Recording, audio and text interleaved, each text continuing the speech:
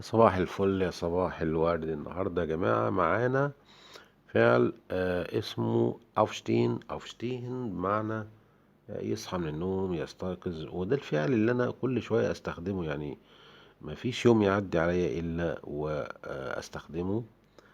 صباحا صحيت امتى، هتصحى الساعة كام وكده. عشان كده الفعل ده يا جماعة مهم جدا. اسمه ايه؟ aufstehen. Unser Vater steht jeden Morgen bereits um 2 Uhr auf. يعني أبانا يستيقظ في الساعة الثانية كل صباح. خلي بالكوا الأهم من ده كله إيه بقى؟ إن هذا الفعل منفصل.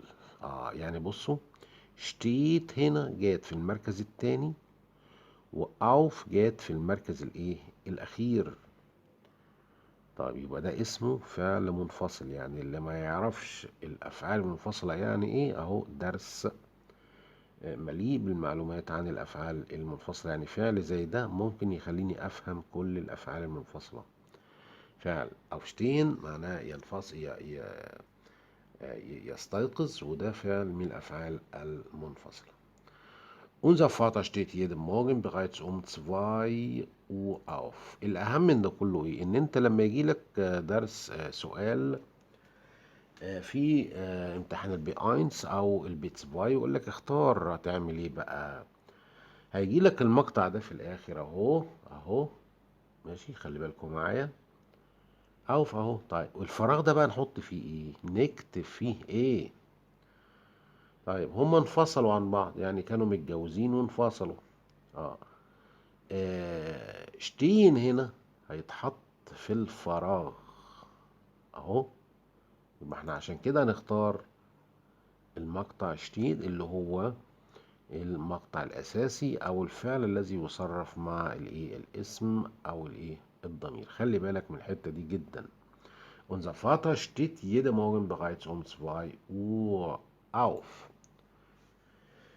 طب لو جه العكس، يعني جه المقطع الأساسي اللي هو هنا. خلي بالك من أسئلة اختار بتوقعك، خلي بالك، وهو ده فك اللغز هنا أو حل اللغز هنا.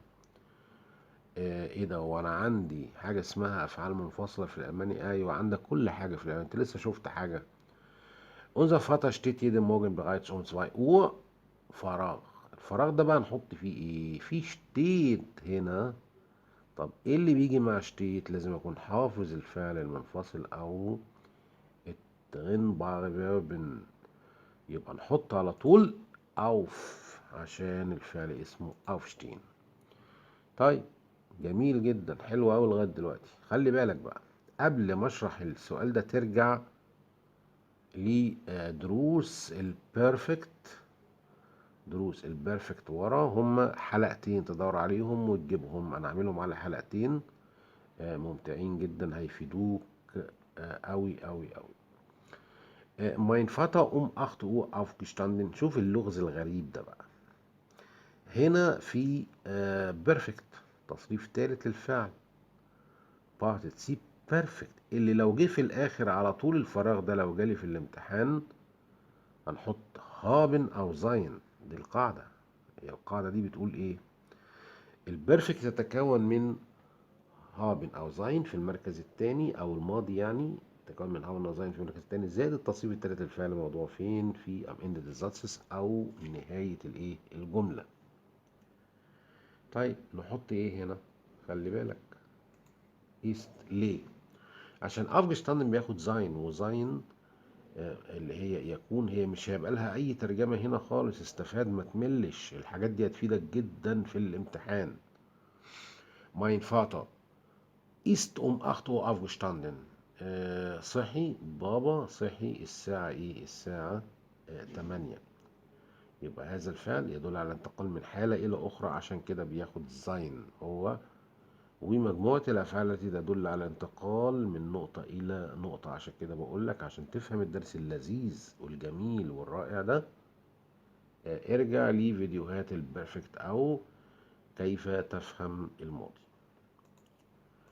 جميل جدا. طب لو جه العكس برضو زي ما شفنا في الجزء الأولاني، لو جه العكس جالي هنا زين أهو، زين أهو، وجالي فراغ في الآخر، أعمل إيه يا باشا؟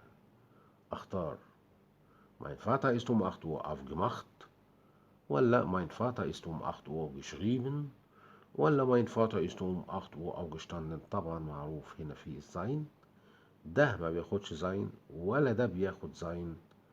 طيب اعمل ايه؟ aufgestanden هو اللي بياخد زين، عشان كده هحط هنا aufgestanden. يبقى mein Vater ist um 8 Uhr aufgestanden، يعني بابا صحي الساعة ايه؟ الساعة 8.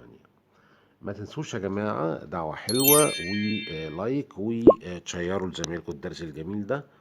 اللي عايز زميله ينجح في الامتحان سؤال أكمل يشير له الفيديو ده. كان معاكم خالد النجار. bis zum nächsten Mal. Tschüss.